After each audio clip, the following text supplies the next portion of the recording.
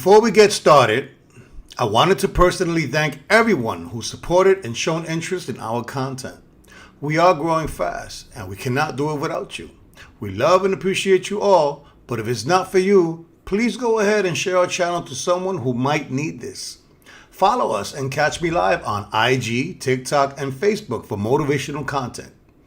Take a look at our merchandise and support the cause. So look for us, tune in, and let's have some fun. Chapter 13, Leadership. Be a true leader. Let's remember that when you hear this sound,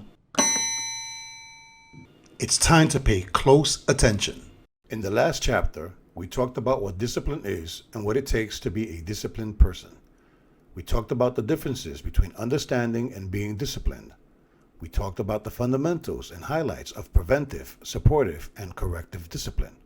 We shared what is so special about being disciplined and if it's considered to be a strength. We talked about what value comes from being disciplined and what it has to do with life. We mentioned why it is so difficult to obtain discipline and what happens when you lack it. We talked about what to expect from disciplined people and how they act. We talked about the differences between self-control and discipline along with the benefits. We also talked about what can cause lack of self-control, the negative effects of discipline, and how to improve willpower. We answered questions like, can we be successful without discipline? What part of the brain controls discipline, and some pointers on how to fix lack of discipline. We explained what role does discipline play in leadership, and that good leaders are not easily caught off guard or unprepared. They can maintain high levels of concentration while they are multitasking. They know how to control their emotions and can admit when they are overwhelmed. There are many things that you must learn and understand before you can consider yourself a good leader. All the previous chapters focus on skills and necessary character traits to become a more efficient and effective person. To share this with other people, you need to know what you are getting into prior to attempting to be a leader. For this, we need to understand the roles of a follower versus leaders, and when it is necessary to be one or the other. Remember that old saying, you can lead a horse to water, but you can't make them drink? In many cases, if we do not physically drink the water ourselves to demonstrate exactly what needs to be done, we cannot have expectations. In other words, if we are not living that life and expect that of someone else, it is now considered being a hypocrite. A leader would know that people learn in many ways, and in some methods are not enough in certain learning opportunities. The word expectation gets thrown around very loosely, but most of us are misinformed about expectations. Many people say that without expectations, there are no disappointments. But if our goals are aligned, expectations can be a strong way to learn from our mistakes. It's not that some of us can predict the future. It is that our wisdom and our experiences allow us to make calculated judgments and understand what is most likely to happen. What is the point of opening doors only to be disappointed by the lack of interest or motivation in others? We can open many doors, but without understanding how people learn and adapt to things, you will not be that effective. It is essential during communication that we need to know who our audience is.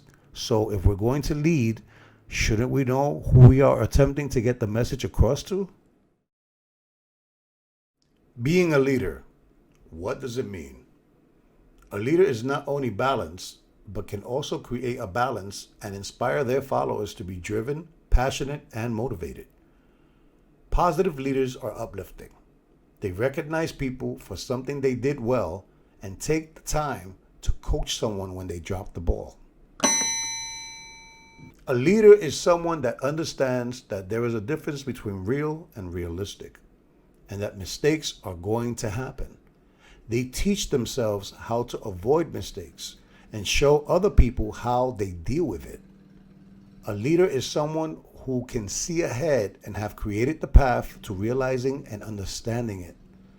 They must play the most important role in their own accomplishments, and in many instances done autonomously. Regardless of the situation, a true leader encourages the people around them to always do their best. A leader is someone who ensures their people has their support, build strong relationships with their associates, and they solve problems to the point where they are now avoided. So what is a true leader? True leaders lead by example. They demonstrate, are hands-on, and do not expect what they won't do or try. They never stop learning and continue to strive for excellence. They thrive on doing their best and achieving results. They hold themselves and their environment accountable to commitments made and own up to their behavior. They are always looking for the best in everyone. Focus on the strengths to overcome weaknesses and establish positive mindsets in people. What are the needs to be a true leader? Understand that they cannot lead everyone, and that it is their choice who they lead or follow. They must lead by example, live that life. Have the discipline to control emotions and how to handle failure. Continue to learn because you will never know everything. Have reliable information sources at their fingertips. Know the difference between empathy and sympathy. Be a good listener. Listen to understand, the most important part of communication. Encourage people to embrace change. Be clear about your expectations. Always keep it real. Don't forget about themselves. Allow the right people to be part of your vision, especially people who want to live above the norm. We all need to be leaders at some point, but not everyone is meant to be your leader. When leaders meet people for the first time, their presence makes everyone feel better, and they want to perform their best. They make no assumptions or judgments about people and understand how this can cause biases and avoid stereotypes. Good leaders do not let a conversation go astray and stay focused on what is relevant. When it comes to our children, we don't have a choice because they don't have a choice. And we need to remember that they did not ask to be here. We can also learn from our children, show them how to identify important information, and demonstrate how to be open-minded about it. Good leaders do not associate with sheep in wolves' clothing. False prophets, those with overwhelming narcissistic tendencies, or people who do not have an interest in growth and prefer complacency. Finally, a good leader knows when it's time to be a follower and when to switch back to the leader role. What is leadership style? Leadership style is the leader's strategy, characteristics, demeanor, and behavior when they are motivating followers. It also determines how leaders develop their methods, implement plans, and react to changes. There are often differences in how each person leads, so many are similar, but it is rare to have identical leadership styles. Some of the most common leadership styles are Transformational leadership. This is where people take control, share their vision passionately, and develop good relationships that turn into long-term alliances. They are comfortable with change and understand it is necessary for success. They tap into other people's potential and inspire them to change or transform to focus more on the future. These people are always looking ahead and thinking about what needs to be done to achieve their goals, along with inspiring others to do the same. Delegative leadership. A very hands-off leadership style, and often referred to laissez-faire or delegation, to let someone else do it. This is more about trust and relying on people to do what they're supposed to do and the expected behavior. Instead of being hands-on, they feed tidbits of information or golden nuggets and rely on followers to utilize their creativity, resources, and experience to help them meet their goals. This can risk alarming the follower, and they may question the value of the leadership. Authoritative leadership. These leaders consider themselves the ultimate mentor and place emphasis on the follow me approach. They encourage those around them to follow, motivate, and pay it forward to inspire those around them as well. They are providers of overall direction, guidance, and feedback. They rely heavily on getting to know their followers, and this promotes a validation of accomplishment. This allows a very hands-on approach for guidance and feedback on a more personalized level. This can also cause a leader to go too deep, which can be overbearing to many. Transactional leadership. This is a leadership style that practices rewards and punishments, and many times referred to as managerial leadership. This style usually assumes individuals do not possess the motivation necessary to complete their task and focuses on structure. This leader sets out clear goals, the tasks leading to them, and how their followers will be rewarded or punished for their efforts. They are more concerned with following established routines and procedures efficiently rather than assisting with changes. Participative leadership. You ever heard the old saying, two heads are better than one? This style can be referred to as a democracy. Here, leaders listen to their followers and involve them in their own decision making. To be successful, these leaders must have good communication skills, share the responsibility, and relinquish power by including the follower. A team effort is emphasized to identify problems and develop solutions instead of pointing fingers. Although very common, this style has become more decentralized through the rise of communicating remotely, and it makes this leadership style challenging to maintain. Success with this style is usually achieved through non-routine communication, like conversations with open and candid discussions, usually done in person. This style helps to build trust, empowerment, and encouragement to share their thoughts and validates both the leaders and the followers' value. Is one leadership style better than another? I find that they all play a purpose in leading, and you must use what will help the situation on hand. Now here's a small list of things that leaders should avoid. Number 1, quit trying to sound like the smartest person in every conversation. You want to encourage thinking to solve problems. No need to validate who you are. You don't have to answer every question or talk about subjects that make people hesitant to disagree with you. Don't react and make quick decisions without providing any valid context. This approach creates an unresponsive culture. Instead, ask questions that encourage alternate perspectives and let people explore and experiment with their own ideas. You will all grow together. Number 2, stop waiting for people to come to you. No, I'm not suggesting leaders become less accessible. Instead, it's time to start paying more attention to what is really happening.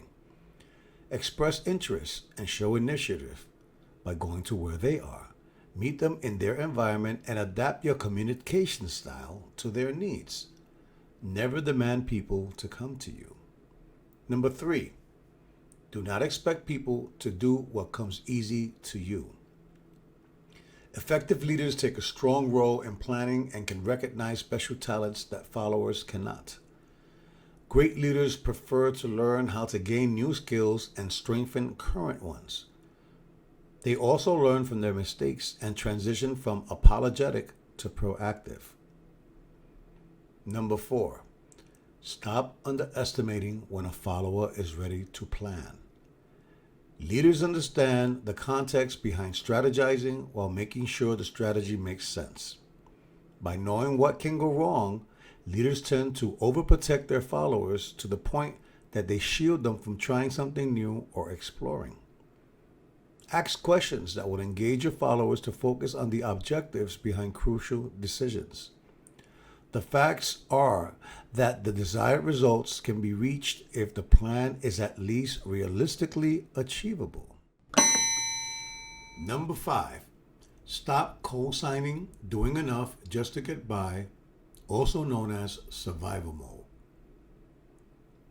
Goals cannot include empty promises under duress just to comply. These moments cannot be wasted. Work with your followers to identify personal goals that possess the potential to be game changers for their skills, experiences, and learning. Look for the happy median where you and your followers agree that the goal is vital to the individual and relationship. Provide solid coaching on the goal in your regular one-on-one sessions.